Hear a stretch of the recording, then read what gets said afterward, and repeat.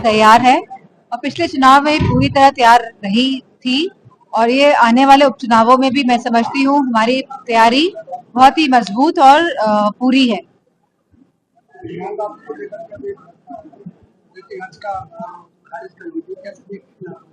मैं समझती हूँ कि जिस तरह की आप बात कर रहे हैं, क्योंकि मैं क्षेत्र में हूँ तो मुझे पता नहीं है क्या आया है, लेकिन हम जमीन के जो मुद्दे हैं उनमें चुनाव लड़ने जा रहे हैं।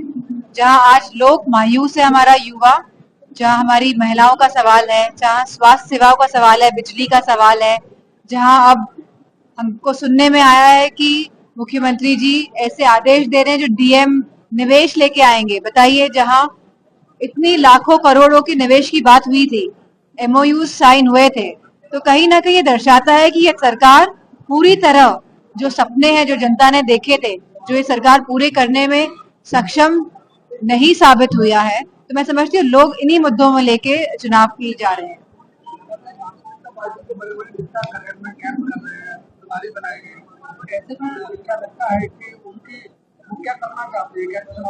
अच्छा है, काम कर रहे हैं तो साथ में वो नौकरियों के सर्टिफिकेट भी लेके आते, और यहाँ पे जो बड़े बड़े अस्पताल चल रहे हैं उसमें जहाँ फंड्स की कमी है, कहीं ना कहीं वो फंड्स भी लेके आने चाहिए।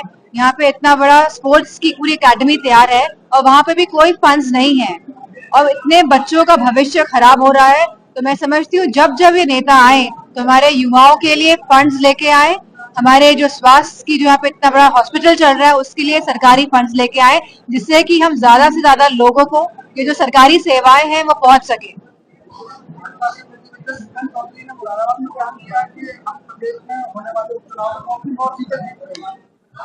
मैं समझती हूँ कि क्योंकि बड़े बड़े नेताओं ने भाजपा की यह बात कही थी कि 80 में से 80 सीटें जीत रहे हैं, तो उन्हीं के पद चिन्हों पे चलते हुए यह बात कह रहे हैं।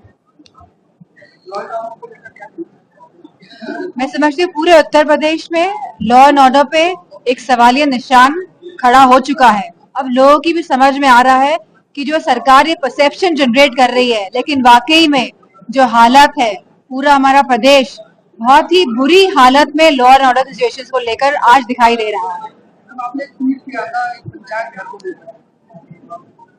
मैं समझती हूँ लगातार हमारे मैनपुरी लोकसभा क्षेत्र में लगातार जिस तरह भ्रष्टाचार और जिस तरह लोगों की जमीनों पे कब्जे चल रहे हैं और जिस तरह जो काम प्रशासन को करना चाहिए, जो जन सहूलियत के काम है उसको नकारा जा रहा है, तो इसी के देखते हुए हम अपने पूरे क्षेत्र में नजर रखे हुए हैं और लगातार लोगों के संपर्क में हैं और इसी मद्देनजर ये ट्वीट किया गया था।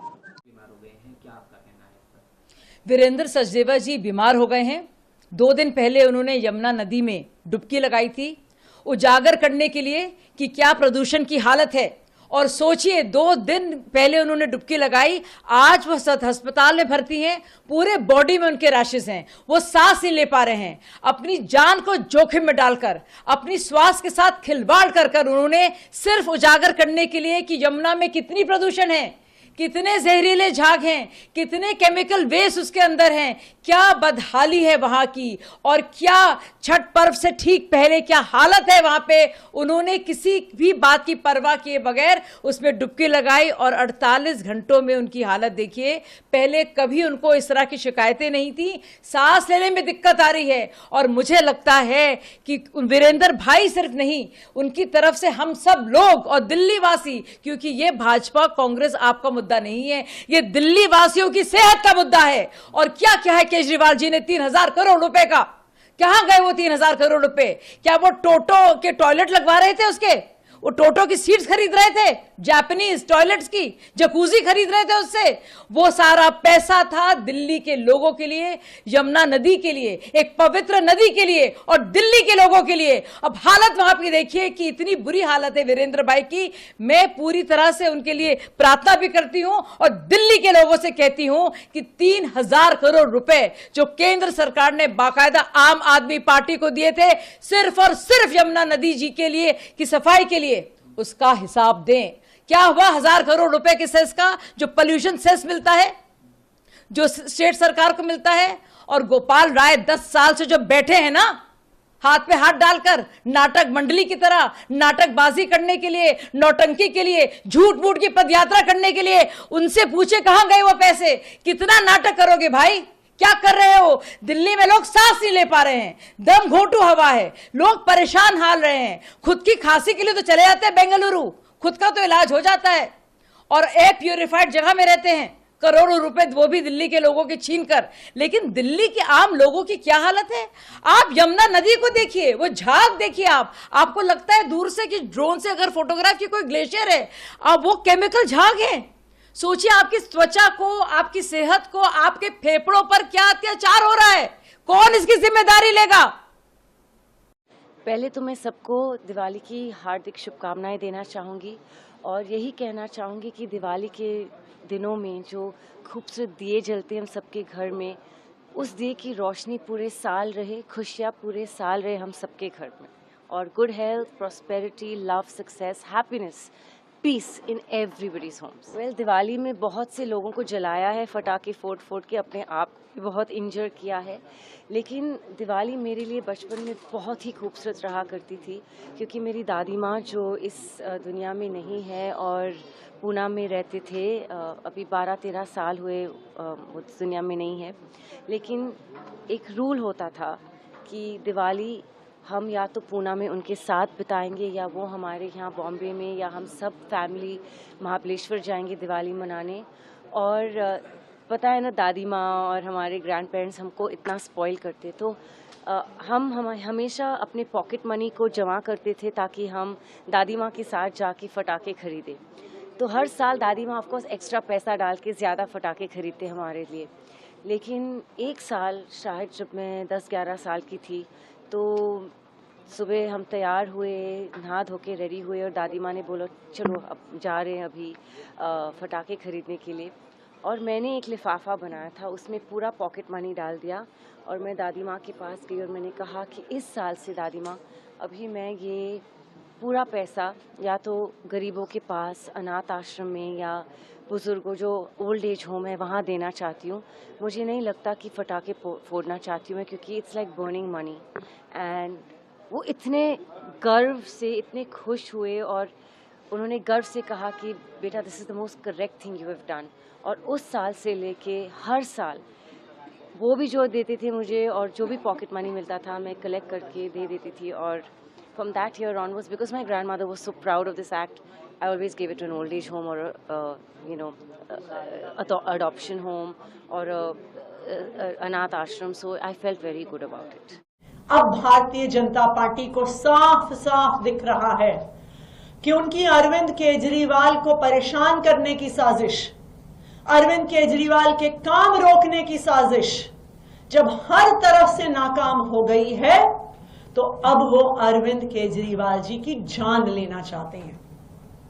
और इसीलिए जिस तरह से जेल में इंसुलिन रोककर मारने की कोशिश करी थी, आज अरविंद केजरीवाल जी की पदयात्रा में उन पर जानलेवा हमला कराकर उनकी जान लेने की कोशिश की जा रही है। मैं भारतीय जनता पार्टी को यह बताना चाहती हूं कि अगर अरविंद केजरीवाल जी को कुछ भी हुआ तो दिल्ली के लोग उन्हें कभी माफ नहीं करेंगे। अगर अरविंद केजरीवाल जी का बाल भी बांका हुआ तो दिल्ली के लोग भाजपा वालों से बदला लेके रहेंगे। अरविंद केजरीवाल जी दिल्ली के लोगों के लिए सिर्फ एक नेता नहीं है, अरविंद केजरीवाल उनके बेटे हैं, अरविंद केजरीवाल उनके भाई हैं, अरविंद केजरीवाल उनके बच्चों के गार्डियन हैं, जो उनके बच्चों को अच्छी शिक्षा देते हैं, उनके बुजुर्गों को अच्छा इलाज देते हैं। तो अगर भारतीय जनता पार्टी वालों ने अरविंद केजरीवाल जी का बाल भी बांका किया तो पूरी दिल्ली वाले भारतीय जनता पार्टी से बदला लेंगे। दिल्ली वालों को पता है कि हर बार जब अरविंद केजरीवाल जी पे हमला हुआ है, चाहे वो दिल्ली सचिवालय में हो, चाहे वो मोती नगर में हो, हर बार हमला करने वाला भारतीय जनता पार्टी का निकला है। और भारतीय जनता पार्टी फिर दिल्ली पुलिस को अपने कार्यकर्ताओं पर एक्शन नहीं लेने देती है, क्योंकि वरना दूध का दूध पानी का पानी हो जाएगा कि ये सारी साजिश भारतीय जनता पार्टी की थी।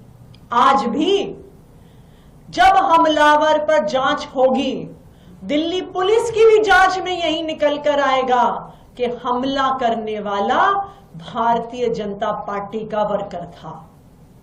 मैं चैलेंज करती हूं भारतीय जनता पार्टी को कि अगर हिम्मत है तो जांच करवा के दिखाओ, अगर हिम्मत है तो इस हमलावर पे सख्त से सख्त सजा करवाओ। लेकिन यह हिम्मत भारतीय जनता पार्टी में नहीं है, क्योंकि यह हमला उन्हीं ने करवाया है। भारतीय जनता पार्टी वालों, चाहे अरविंद केजरीवाल जी को जेल में डाल दो, चाहे अरविंद केजरीवाल जी को परेशान करो, चाहे अपनी गंदी राजनीति से उनको हमला कराने की कोशिश करो, तुम अरविंद केजरीवाल को चुनाव में नहीं हरा पाओगे। दिल्ली वाले भारी बहुमत से अरविंद केजरीवाल जी को ही वोट देंगे और अरविंद केजरीवाल जी को ही चौथी बार दिल्ली का मुख्यमंत्री बनाएंगे। इसलिए ये गंदी राजनीति बंद करो। क्या हुआ मैम, हमला कैसे हुआ उसके बारे में कुछ डिटेल देंगे? क्या हुआ, उनको चोट भी आई है, कौन थे वो लोग, पुलिस तो उनके साथ रहती है, कैसे क्या हुआ? तो भारतीय जनता पार्टी के कुछ कार्यकर्ता पद यात्रा के दौरान जैसे लोग माला पहनाने आते हैं, माला पहनाने के नाम पर सामने आए और फिर अरविंद केजरीवाल जी के खिलाफ नारे लगाए और उन पर हमला किया।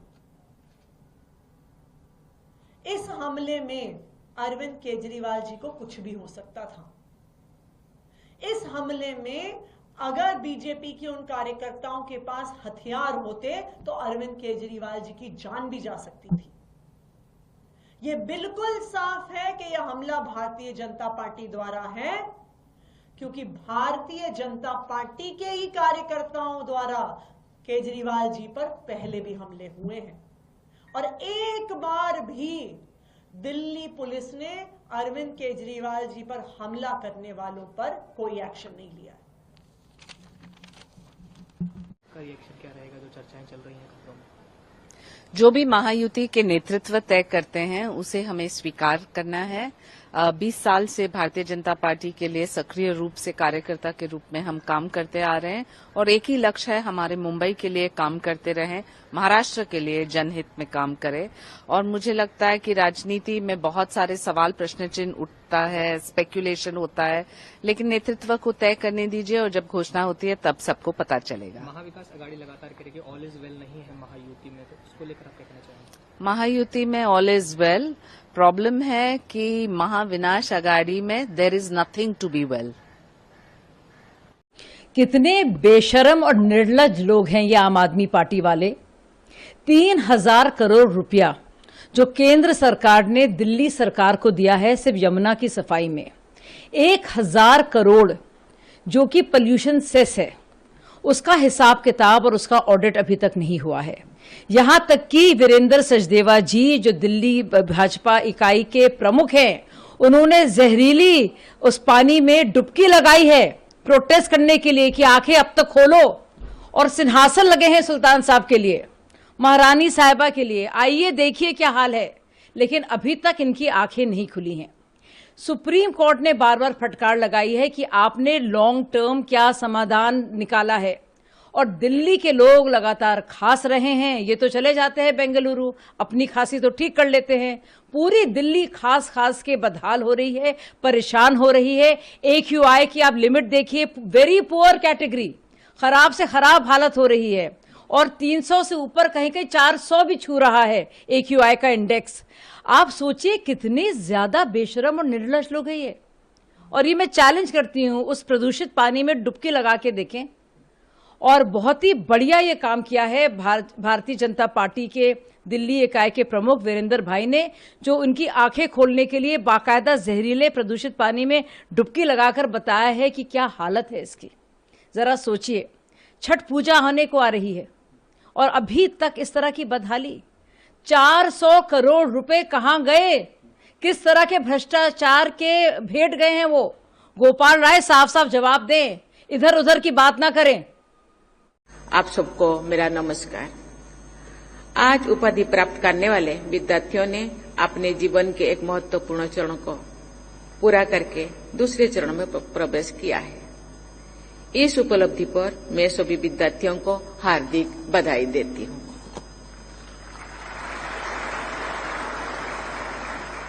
आज पदक प्राप्त करने वाले विद्यार्थियों ने अपने परिश्रम और प्रतिभा के बल पर विशिष्ट मान्यता प्राप्त की है। पदक विजेताओं को मैं विशेष बधाई देती हूं।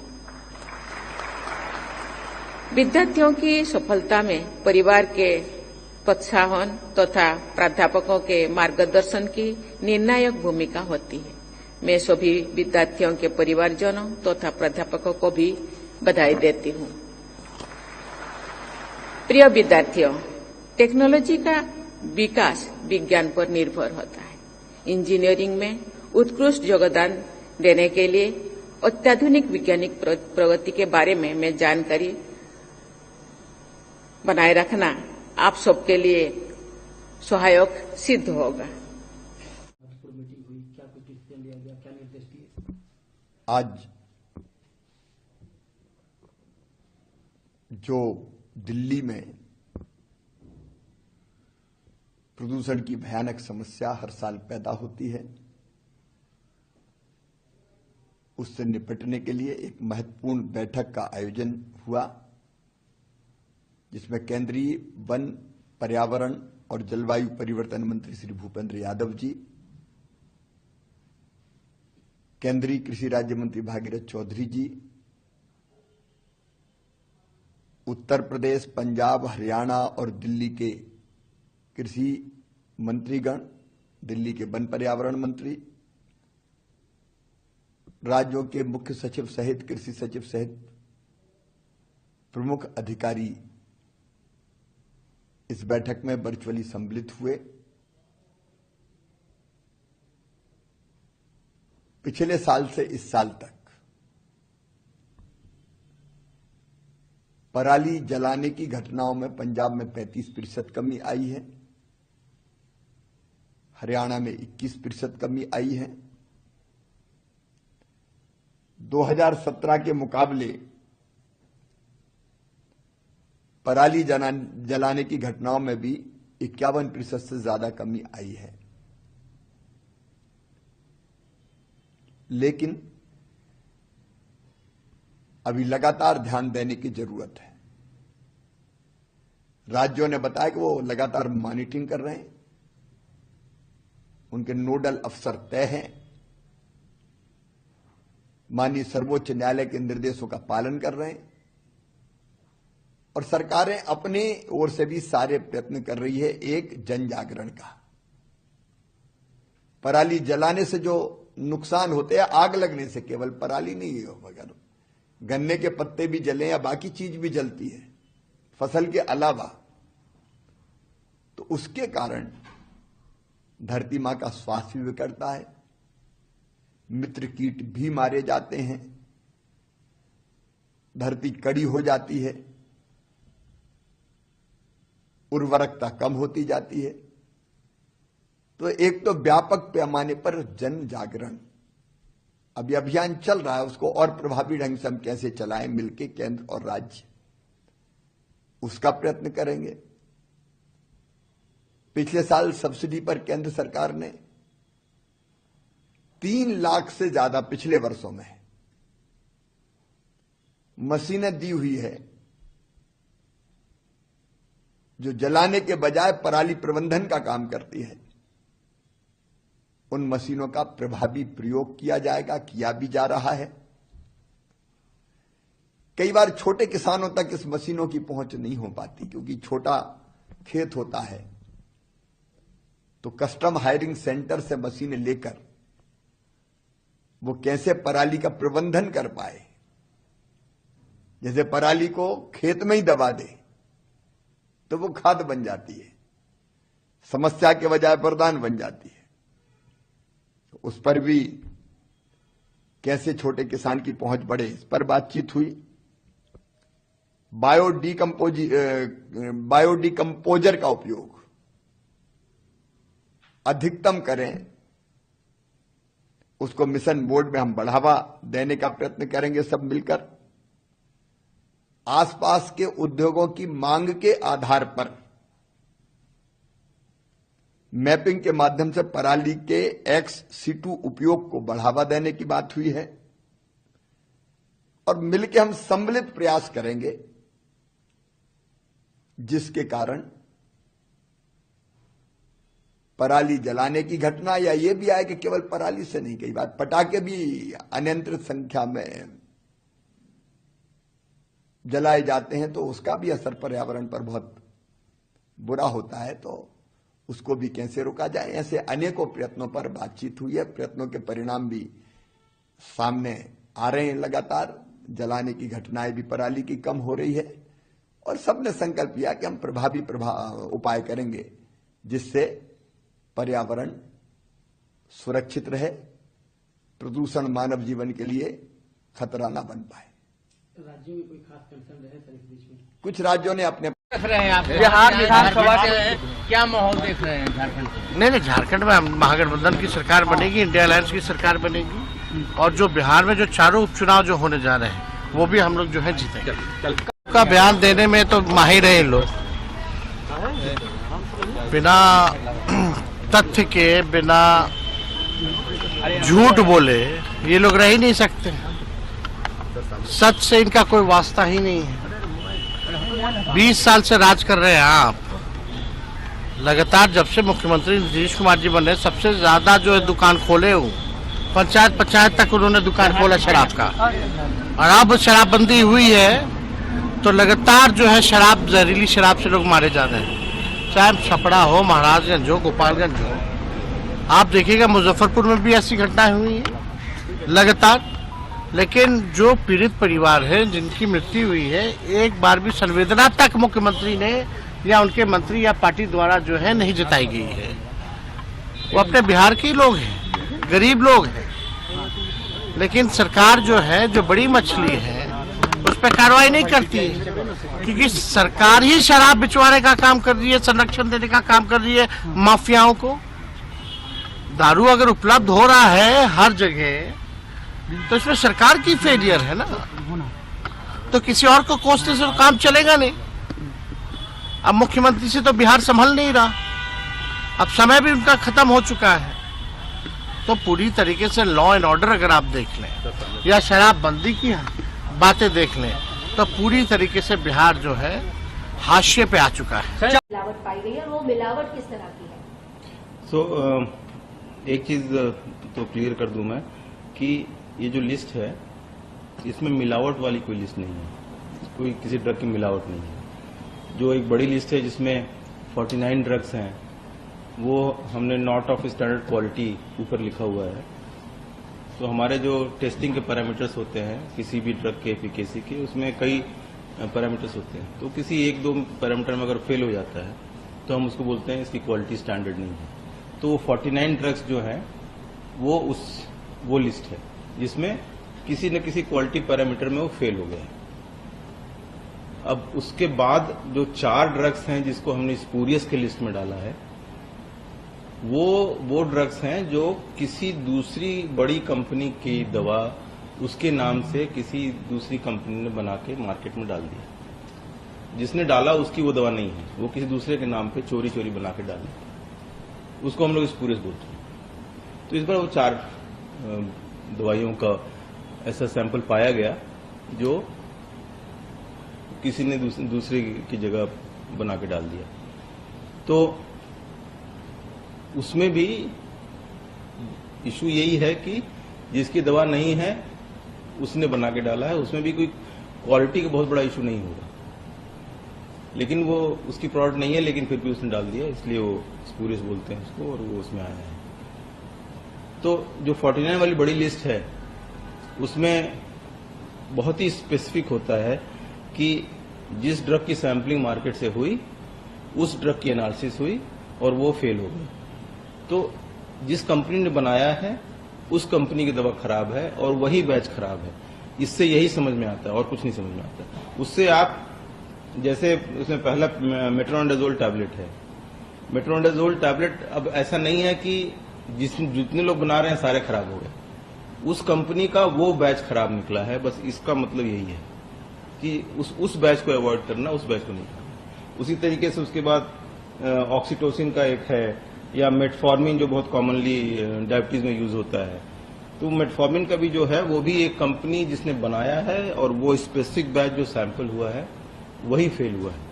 यानी ये मेडिसिन मार्केट में नहीं आई है? नहीं, मार्केट में ये सैंपल सारे मार्केट के हैं, क्योंकि हम लोग ये सैंपलिंग करते मार्केट से हैं। जब मैन्युफैक्चरिंग के बाद मार्केट में चली जाती है सैंपल, तो हमारे इंस्पेक्टर्स जाके वहां से उठाते हैं और उसके बाद वहां से, तो ये सारे मार्केटेड सैंपल्स हैं। ये जो 10 ड्रग्स है उसमें कौन कौन बीमारियों से ग्रुप है? तो अब जैसे आपका मेटफॉर्मिन है वो डायबिटीज के लिए है, एक डाइक्लोफेनेक है वो पेन के लिए है, जेंटामाइसिन है वो एंटी फंगल है, ग्लिपिजाइड है वो फिर डायबिटीज का है, ओम्प्राजोल जो है वो एसिडिटी के लिए है।